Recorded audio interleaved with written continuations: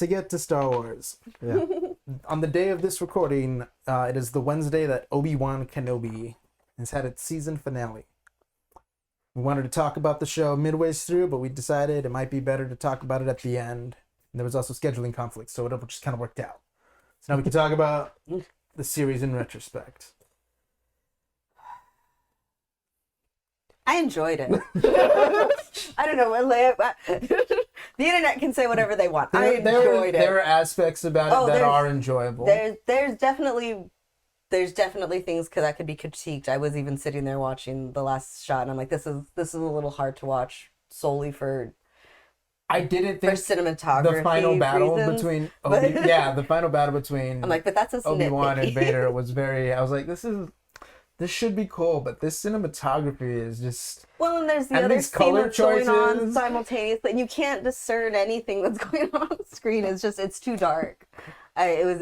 I don't know. That was me. But like. All right, that's our cinematography gripes. What are your story gripes? Yeah. See, you notice as you guys are talking about this, I'm remaining quiet. I have opinions. Okay, so Please share them. as a general like critique, it falls into the Disney like era of just giving us stuff we didn't need. Some of it, I completely agree with that. like we didn't need to see this. A lot of people are complaining, "Oh, there's not enough Luke." Like, Luke got 3 movies. Luke, yes, Luke got 4. 3 movies. Fine. I guess Last Jedi, yeah. He got 4 movies. No, he got Last Jedi, and then And a holiday special. yeah. Oh god. So. I'm so sorry. I wanted to say, like, we don't talk about that, but no, we don't. We need to talk about this more. No, Pete Arthur was in it. You all need to see it. If you can get your hands on a pirated copy, watch I'm it. pretty sure it's And available then on burn Disney it Plus. because nobody else should have to watch it. Right. But Obi-Wan. yeah, okay, so with Obi-Wan, it falls into that like of everything, like it's not stuff we needed, it's stuff that like they just wanted to give us, and that's fine. I don't care that Luke wasn't in it. His whole thing was that he was a farm boy aching for adventure. If they were to give him adventure in this show, it would not make sense. On top of the other things that they've added in the show that also just don't make sense. There were parts that were included that I looked at, I'm like, you were clever with the way you worked that around, because luckily you don't have to like mention it later, or it's not something that has a conflict later on down the line in the already pre-established stuff. Like at the end, I can talk about spoilers, right? Yeah, Okay. full spoilers. Yeah, sorry. So at the end, when he's saying goodbye to Leia, she's like, "Oh, will I ever see you again?" In that moment, I saw it. I'm like, "Wait, they never do see each other again." He sees the hologram, but he dies before they can actually have they can reunite. I mean, in theory, she sees him. She sees him battling Vader when they're running by, which should be a huge moment. Like, it does really kind of, but she's not even sad after he dies. Yeah, at this point, she's more just kind of like, I'm trying to get the fuck out of here. Right. But that does kind of cause an issue, but it would be more of an issue as if they like came face to face, had an introduction, and she's just like, "Who the hell are you?" Like, I don't know who you are, and they had this whole adventure together. So it made sense for her to be the one on the adventure with Obi-Wan rather than Luke, because Luke would have had to forget everything. Yeah. They would have Jedi mind wiped him at the end. Yeah, exactly. I've never liked Mewtwo. I've never truly liked the Inquisitors. I always thought it was. I'd never liked that aspect of Star Wars. Yeah, like that's like the Inquisitors are part of a Star Wars problem that was created when the expanded universe created the rule of 2. And is that you can't really have villains for Jedi that aren't just like You can't have like dark lieutenant Jedi bosses. Yeah, you like. It's like, if in order to have like a good fight against a Jedi, they either have to be like a robot or somehow impenetrable to like lightsabers, or they're just another Jedi, but you like an evil Jedi. But you can't do that.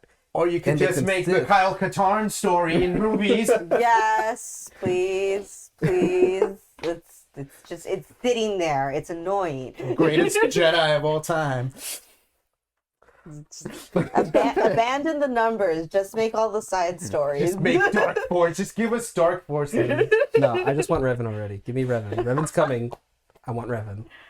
But like I'm glad they didn't include the fucking helicopter. Like the helicopter lightsaber thing, like feature that is like the Inquisitor's main thing with their rotating lightsabers. Like, I mean, they kind of did. they kind of did, but like it. No, like they didn't fly away. It rotated. That's fine. Like I get it, but like they weren't flying off. Like, oh, I'll see you next week. See, and that's just it. I as much as I tried to like Clone Wars, and I just never got into Rebels because at a certain point I stopped watching Clone Wars because I was like, this is too episodic, silly for how I view Star Wars. And I understand that's how, the birthplace of Star Wars is there, Saturday morning serials. But at the end of the day, I was like, well, this is like like if they would have just I done, also grew up. So like the one thing with the Clone Wars is that later on, like the early seasons were very just like, very single episodes. Like it wasn't leading to an overall story. Where the later seasons had like a general theme for the entire season. Yeah. So that made it more enjoyable because like, all right, now this is what I'm invested in. It's not just like little vignettes of what's happening during the Clone Wars. Here's Yoda with some clones. Here's Plo Koon with some clones. Like, no, this is the overall story that we're getting to. So that fixes itself later in Clone Wars, but I still have not really gotten into Rebels. I've seen bits and pieces here, but I just don't like the Inquisitors. I thought they were stupid. Also, my big gripe, everyone seems to be getting stabbed in the stomach with lightsabers. Do people not know what lightsabers do? Like, they're surviving? that's how I feel when I see blood in Star Wars. Han got stabbed with a lightsaber. He died. He's supposed to die. That's what happens when you get stabbed with the lightsaber. Qui-Gon, stabbed with the lightsaber. He died. Also... Hold on. Darth Maul got sliced in half. He lived. Yeah. We're looking at you, Filoni. You get stabbed with a lightsaber, you're supposed to die. Why all of a sudden? It's a temporary wound. With Darth Maul, maybe you can twist it because he's like so evil in the Force that he did the same trick that Vader did to heal his wounds with his anger. That's fine.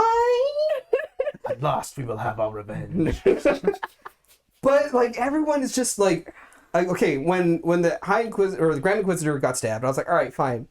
He's Utapawan. He has two stomachs anyway. People were freaking out. This destroys the whole universe. And I'm like, no, he appears in Rebels anyway, so we know he survives.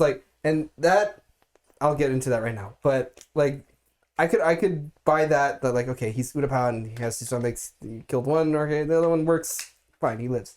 But homegirl, third sister, what's her name? Riva. Riva. Riva. She gets stabbed, which was also the name of Luke Cage's wife. And Luke Cage. Because so I just want to point out how lazy writers are. I will say that Riva is one letter off from Revan. See, they made Revan into a black woman too.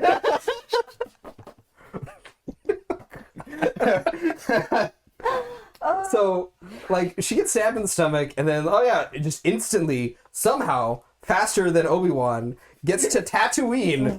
Okay, legit happened, and that was the first words out of my mouth. I'm like, oh, she got there fast. Yeah, and so when I saw the fight between Obi-Wan and Anakin, I'm like, or Vader, whatever. Anakin is dead. Yeah, Anakin's dead, apparently. Yeah, okay, Anakin is dead. I killed him. See, so now Obi-Wan's not a liar. Yeah, and when I saw that, I'm like, oh, yeah, got around that one, right?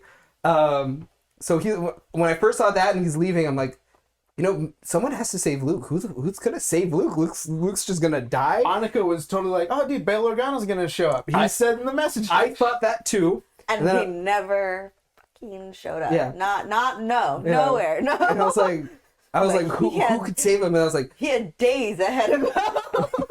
I was legit thinking who could save him? And then I was like, well, maybe she got to Tatooine really fast. Maybe this whole thing with Obi-Wan and Vader happened like earlier on, and it's just gonna cut to like Obi-Wan being like, no, I beat Vader like 3 days ago. Right. I knew you would come. I knew you'd come. Blah, blah, blah.